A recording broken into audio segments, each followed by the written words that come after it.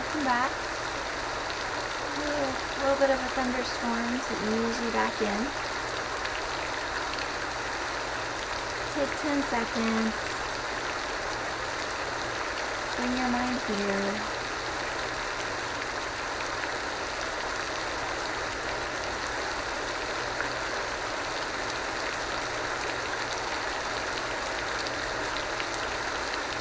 Deep breath in.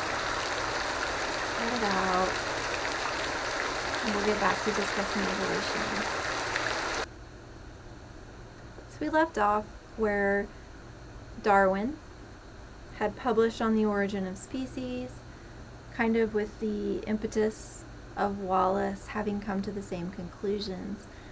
And so now we're going to move forward from Darwin and just kind of touch on very briefly what happened moving forward, and then the applications of evolution today. So we know that Darwin published on the origin of species. He published that in 1859. And you may remember another individual who contributed something really, really big to our current scientific understanding, and that was Mendel. And Mendel published his work in 1865. Darwin didn't know about Mendel's work with genetics, and while Darwin's theories had the underlying concept of inheritance, he certainly didn't know what was going on. He didn't know about genetics, and his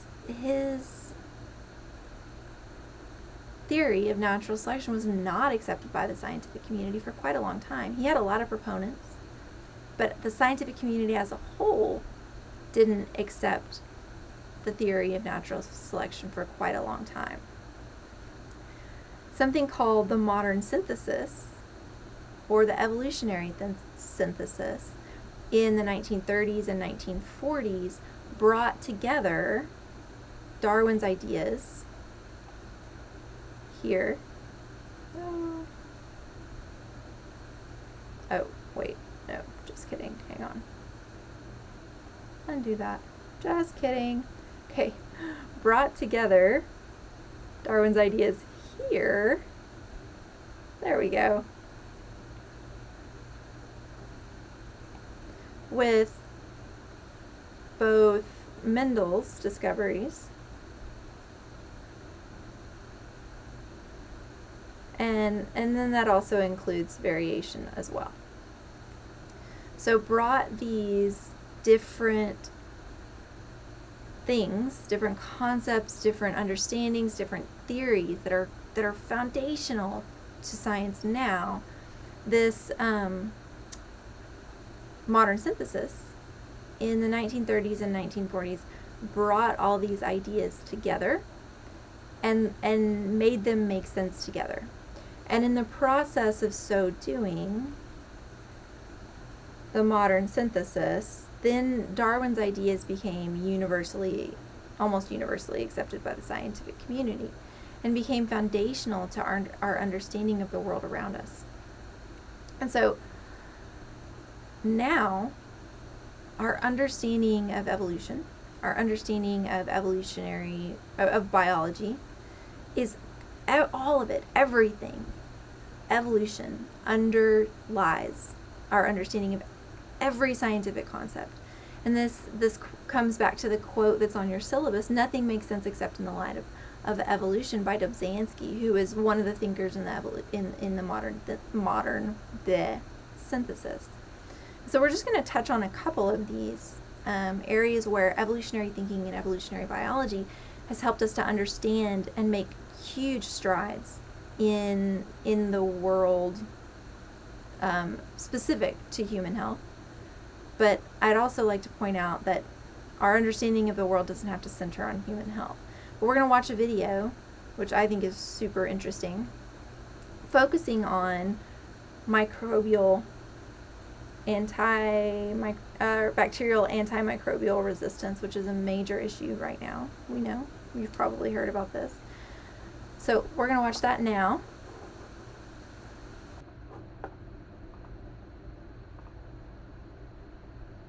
So what we ended up building was basically a petri dish.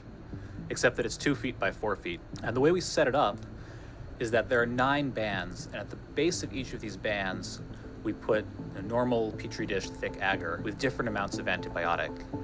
On the outside, there's no antibiotic.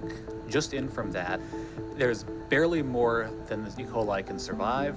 Inside of that, there's 10 times as much, 100 times, and then finally the middle band has 1,000 times as much antibiotic. And then across the top of it, porous and thin agar that bacteria can move around in. The background is black because there's ink in it, and the bacteria appear as white. First, you see they spread in the area where there's no antibiotic, up until the point they can no longer survive. Then a mutant appears on the right. So I want to point out, he says a mutant appears on the right. So what that means is that within this population of bacteria and within this population of bacteria, there's variation. So there's genetic variation. And so within this population, there are some bacteria that have some mutation in their genome that allows them to be resistant to the antibiotics. It's resistant to the antibiotic, it spreads until it starts to compete with other mutants around it. When these mutants hit the next boundary, they too have to pause and develop new mutations to make it into 10 times as much antibiotic. And so he says that they have to develop new mutations. And so that's, unless there's something that I don't understand about this particular bacteria, which is possible.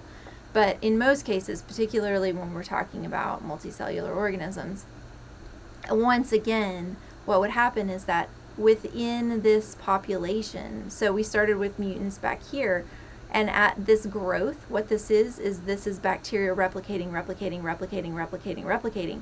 So this is more and more and more generations. As they get closer and closer and closer to that edge, what we're seeing is generations, generation 0, generation 1, generation 2, generation 3, generation 4, generation 5, generation 6, generation 7, and so on.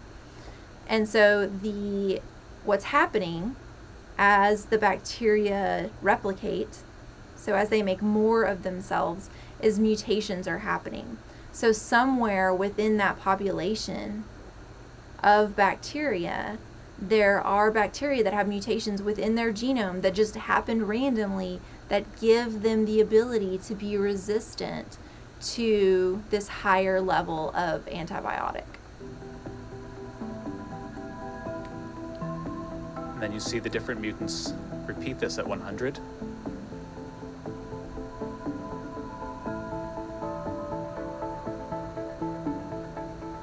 And after about 11 days, they finally make it into 1,000 times as much antibiotic as the wild type can survive. And so we can see by this process of accumulating successive mutations that bacteria, which are normally sensitive to an antibiotic, can evolve resistance to extremely high concentrations in a short period of time.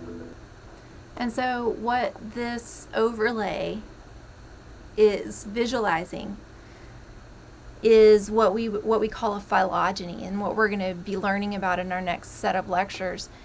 So we started out with a population here, and then we have the next generations. So each of these dots would be representing generations, okay? And each of these dots would be representing bacteria that are genetically different from the other bacteria. So we start out with these, and then we have genetically different bacteria. And what we're doing over time is we're selecting for the bacteria that are resistant. So over here, we have a mixed population, and we're not putting any pressure on these, selective pressure on these bacteria. And so the bacteria are going to keep replicating. They're going to keep making bacteria babies. But when we put the pressure of an antibiotic on it, only those individuals who have that mutation that gives them resistance are going to be the ones that survive. So the next generation is all bacteria that are resistant to that antibiotic. And then if we up it again, only the ones that survive are going to be the ones that are resistant to that antibiotic. And so that is what this is demonstrating, is how bacteria evolve antibiotic resistance. And it's because we're putting what's called selective pressure on them. So natural selection, so we're putting a pressure on them that selects for the bacteria that have the mutation that give them antimicrobial resistance. So that's one area where evolutionary thought, the concepts of evolution, help us understand what's happening. Why are we having a harder time fighting bacteria? It's because we're adding selective pressure and we're selecting for antimicrobial resistant bacteria. Another area where evolutionary thought is helpful is when we're thinking about viruses and when we're understanding viruses. So what understanding evolution can help us do is to figure out where viruses came from. And so HIV, the virus that causes AIDS, there are lots of different strains of HIV. And in simians, where the virus came from, there are lots of different strains. And so let's see, what's a good way to do this? So all of these right here are simian immunodeficiency viruses, and it says SIV. I don't know if you can read my scroll, SIV, and then it says CPZ. And so that's SIV chimpanzee. That's what the CPZ is. SIV GOR is gorilla. SIV MAN is the mangibe monkey, I believe. Oh, it's the mandrill. And then the African green monkey is next. So this HIV-1 up here, this is the human immunodeficiency virus, and this is the one that gives us so much trouble, that causes so many deaths. There's another type of HIV that also infects humans, and my understanding is that it doesn't cause as much problems as HIV-1. And so what scientists have been able to do is, by looking at the genome of HIV and comparing it to these simian immunodeficiency viruses, they were able to figure out where this came from. So the HIV-1 comes from chimpanzees. That's how we got it. That's where it came from. And then scientists have been able to further track HIV-1, comparing modern strains to older strains, to figure out and track it geographically where it came from, and to figure out how we got it. And our understanding is that it came from people eating chimpanzees, so butchering them and eating them for food, and then it was transferred to human beings that way. So that allows us to track and figure out what's going on. And so this concept of tracking HIV, which was sort of, my understanding is the first time this was used to understand a virus, is being used currently to understand coronavirus. It's being used currently to understand which strains, like if you get an infection suddenly in Houston, to localize that to where did that come from? Did it come from, did it come from California? Did it come from Oregon? Did it come from New York?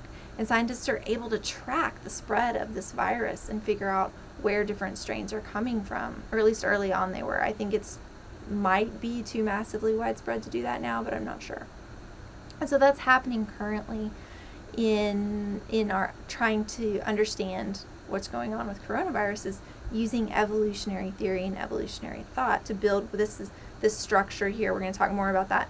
This thing is a phylogenetic tree. Hopefully you've seen that at least a little bit before. Our whole next series of lectures is over those. So if you're like, I don't understand what's going on here, no worries. Okay, so used to understand viral evolution. It's also used to understand pesticide resistance.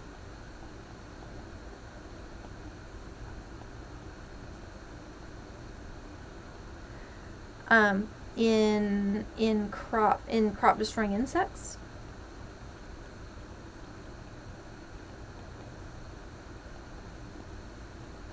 So that's another place where this is being used. And then there are lots, but I'm just going to give you a couple of examples. And then pest resistance in crops. So understanding pest resistance, how that evolved, how pest resistant species of plants gain their resistance, and then transferring that to, so this would actually be, oops, I shouldn't have put crops the first time. So this would just be in just plants. And then taking that information and transferring it to crop species. And interestingly, this is actually one of the ways that we are, as a species, compensating for that issue where food production is linear, but our population is absolutely not, right? So our ability to change crop species to give them the characteristics that evolved naturally in non-crop species through genetic engineering is one of the ways that we're compensating for that issue of a growing population, a population that's outgrowing agriculture advancement. Okay, so that's where we're going to stop for today. Next, we're going to be learning all about those phylogenetic trees.